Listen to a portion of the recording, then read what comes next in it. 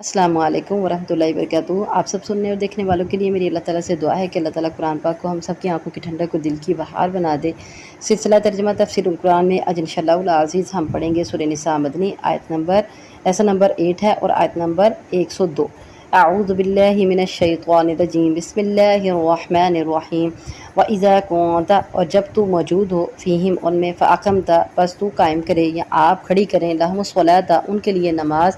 فَلْتَقُمْ تو چاہیے کہ کھڑی ہو، طائفۃ ایک جماعت، منہم ان میں سے، معک آپ کے ساتھ، وَلْيَأْخُذُوا اور چاہیے کہ وہ پکڑے رکھیں، أَسْلِحَتَهُمْ اپنے ہتھیار، فَإِذَا سَجَدُوا پھر جب وہ سجدہ کر چکے ہیں، فَلْيَكُونُوا تو چاہیے کہ وہ ہو جائیں، مِن وَرَائِكُمْ تمہارے پیچھے، وَلْتَأْتِ اور چاہیے کہ آئے، طَائِفَةٌ أُخْرَىٰ دوسری جماعت، لم يصلوا جنہوں نے نہیں نماز پڑھی، فَلْيُصَلُّوا پس چاہیے کہ وہ نماز پڑھیں، معک آپ کے ساتھ، وَلْيَأْخُذُوا اور چاہیے کہ وہ پکڑیں، حِذْرَهُمْ اپنا بچاؤ، وَأَسْلِحَتَهُمْ اور اپنے ہتھیار، وَدَّ الَّذِينَ اور چاہتے ہیں وہ لوگ، کفروا جنہوں نے کفر کیا، لَوْ تَغْفُلُونَ کاش یہ کہ تم غافل ہو جاؤ یا غفلت اختیار کرو، عن أَسْلِحَتِكُمْ اپنے ہتھیاروں سے، وَأَمْتِعَتِكُمْ اور اپنے اسباب سے یا سامان سے، فَيَمِيلُونَ تو وہ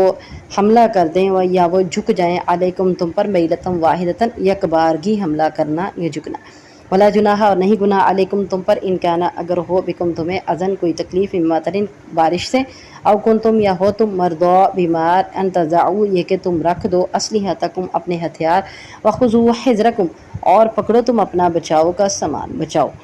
ان اللہ بشک اللہ تعالیٰ نے اعد تیار کیا ہے، للکافرین کافروں کے لیے، عذابا مہینا رسوا کرنے والا عذاب۔ آیت نمبر 103 ہے، فَإِذَا قَضَيْتُمُ الصَّلَاةَ پھر جب تم پوری کر لو نماز، فَاذْكُرُوا اللَّهَ تو تم یاد کرو اللہ تعالیٰ کو، قیاما وقعودا بیٹھے اور کھڑے، وعلی جنوبکم اور اپنی کروٹوں کے بل، فَإِذَا اطْمَأْنَنْتُمْ پھر جب تم مطمئن ہو جاؤ، فَأَقِیمُوا الصَّلَاةَ تو تم نماز قائم کرو، ان الصلاۃ بشک نماز کانت ہے، علی المؤمنین مومنوں پر، کتاباً لکھی ہوئی یا فرض کی ہوئی، موقوتاً مقررہ وقت پر۔ آیت نمبر 104، ولا تہینوا اور نہ تم سستی کرو یا نہ تم ہمت ہارو، فی ابتغاء القوم قوم کو تلاش کرنے میں یا قوم کا پیچھا کرنے میں، ان تکونوا اگر ہو تم، تعلمون تکلیف اٹھاتے، فإنہم تو بے شک وہ بھی، یعلمون تکلیف اٹھاتے ہیں، کما تعلمون جیسے تم تکلیف اٹھاتے ہو، وترجون اور تم امید رکھتے ہو، من اللہ اللہ سے، ما لا یرجون جو نہیں وہ امید رکھتے، وکان اللہ علیما حکیما اور ہے اللہ تعالیٰ سب کچھ جاننے والا اور کمال حکمت والا۔ آیت نمبر 105، انا انزلنا بے شک ہم نے نازل کی، الیک الکتاب آپ کی طرف کتاب، بالحق حق کے ساتھ، لتحکم بین الناس تاکہ آپ فیصلہ کریں لوگوں کے درمیان، بما اس کے ساتھ جو اراک اللہ دکھا دیا آپ کو اللہ تعالیٰ نے، ولا تکن للخائنین اور نہ ہو تو خیانت کرنے والوں کی طرف سے، خصیما جھگڑا کرنے والا۔ السلام علیکم ورحمۃ اللہ وبرکاتہ۔ اب ہم لیسن نمبر 58 میں سورہ آل عمران کی آیت نمبر 101 کی ڈیٹیل کرتے ہیں۔ اعوذ باللہ من الشیطان الرجیم، بسم اللہ الرحمن الرحیم۔ وَكَيْفَ تَكْفُرُونَ وَأَنْتُمْ تُتْلَى عَلَيْكُمْ آيَاتُ اللَّهِ وَفِيكُمْ رَسُولُهُ وَمَنْ يَعْتَصِمْ بِاللَّهِ فَقَدْ هُدِيَ إِلَى صِرَاطٍ مُسْتَقِيمٍ۔ اور کیسے تم اللہ کے ساتھ کفر کر سکتے ہو، یا کیسے تم کفر کرتے ہو، اور حالانکہ پڑھی جاتی ہیں تم پر اللہ کی آیات، تم پر تلاوت کی جاتی ہیں۔ ابن عباس رضی اللہ تعالیٰ عنہ فرماتے ہیں کہ جاہلیت میں اوس اور خزرج کے درمیان ہمیشہ لڑائی رہتی تھی۔ اب ایک دفعہ یوں ہوا کہ وہ بیٹھے ہوئے تھے، تو انہوں نے آپس میں کچھ باتیں کی، کچھ ہوا تو جو کچھ پہلے ہو چکا تھا اس کا جو ہے نا ذکر کرنے لگے۔ جب اس کا ذکر کرنے لگے تو دونوں میں غصے کی آگ بھڑکنے لگی، اور ایک دوسرے کے مقابلے کے لیے اسلحے لے کے کھڑے ہو گئے، ایک دوسرے کا مقابلہ کرنے لگے۔ چونکہ جو جاہلیت میں ان کی لڑائیاں تھیں وہ ان کا ذکر کر رہے تھے، تو اس ذکر پہ ان کے اندر پھر لڑائی شروع ہو گئی۔ تو اس پر یہ آیت اتری کہ وَكَيْفَ تَكْفُرُونَ وَأَنْتُمْ تُتْلَى عَلَيْكُمْ آيَاتُ اللَّهِ وَفِيكُمْ رَسُولُهُ کہ پہلے تو نبی کریم صلی اللہ علیہ وسلم موجود نہیں تھے، جاہلیت تھی، اب تو اللہ کے نبی صلی اللہ علیہ وسلم تمہارے اندر موجود ہیں۔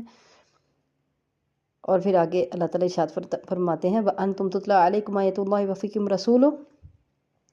تمہاری طرف سے کفر کا ارتکاب جو ہے نا وہ بہت مشکل ہے، بہت بڑی بات ہے، کیونکہ اللہ تعالیٰ کی آیات تمہارے اوپر پڑھ کر تلاوت کی جاتی ہیں، اور سب سے بڑی بات کہ نبی کریم صلی اللہ علیہ وسلم تمہارے اندر موجود ہیں، اللہ کے نبی صلی اللہ علیہ وسلم موجود ہیں، اور ان کے نورانی چہرے کو، ان کے خوبصورت چہرے کو تم دیکھتے ہو اور ان کی خوبصورت باتیں تم سنتے ہو ہدایت سے بری ہوئی، تو پھر تم کفر کیسے کر سکتے ہو؟ آگے اللہ تعالیٰ ارشاد فرماتے ہیں من یعتصم باللہ فقد ہدی الی صراط مستقیم، اور جو کوئی مضبوطی سے پکڑ لے اللہ کی رسی کو، اللہ کو مضبوطی سے پکڑ لے تو اسے سیدھے راستے کی طرف ہدایت کی گئی۔ تو اس سے مخاطب صحابہ کرام بھی ہیں، اور نصیحت جو ہے وہ تمام مسلمانوں کے لیے ہے۔ آج چونکہ نبی کریم صلی اللہ علیہ وسلم بنفس نفیس موجود نہیں ہیں ہمارے اندر، لیکن اللہ کی کتاب قرآن پاک ہمارے اندر موجود ہے، اور آپ صلی اللہ علیہ وآلہ وسلم کی سنت ہمارے اندر موجود ہے،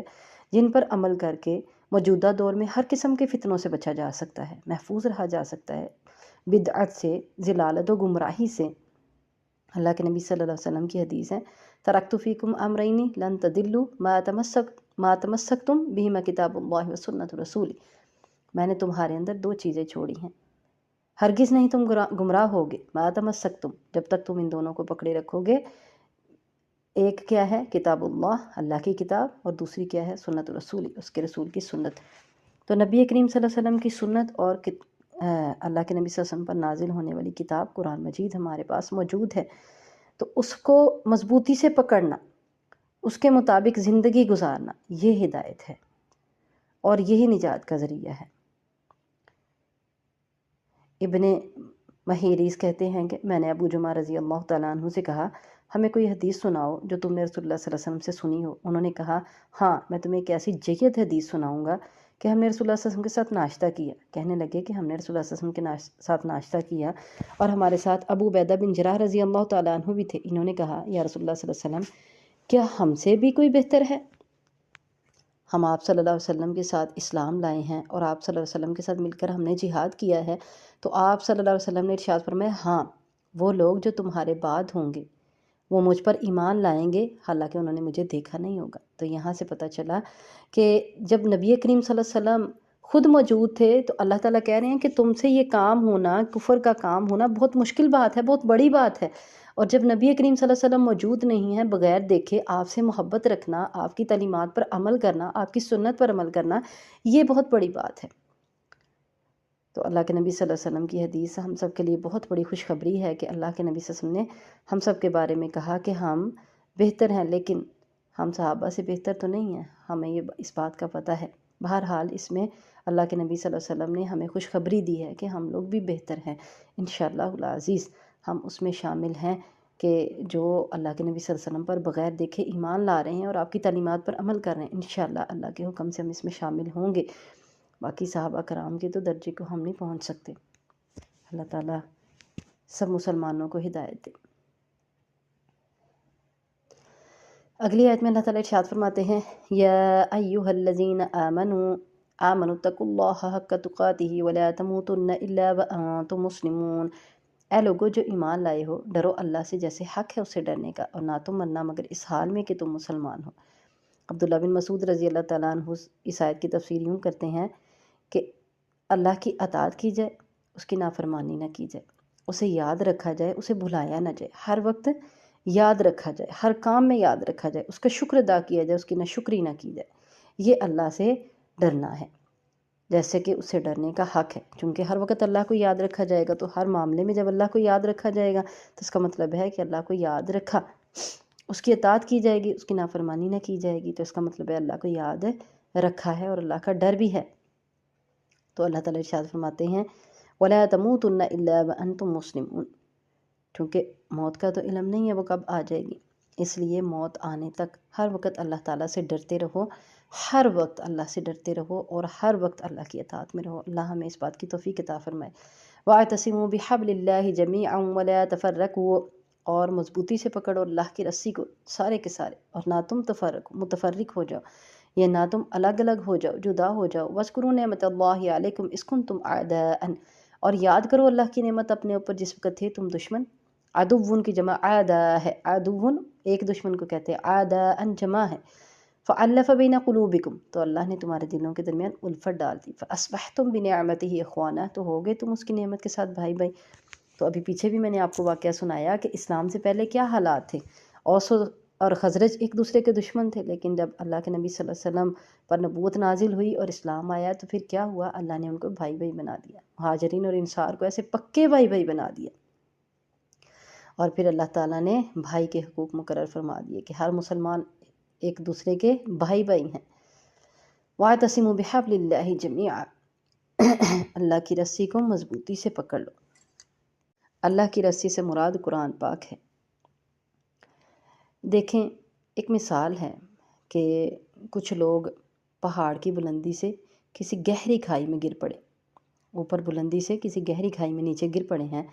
تو انہیں نکالنے کے لیے اوپر سے ایک رسی پھینکی جاتی ہے۔ اب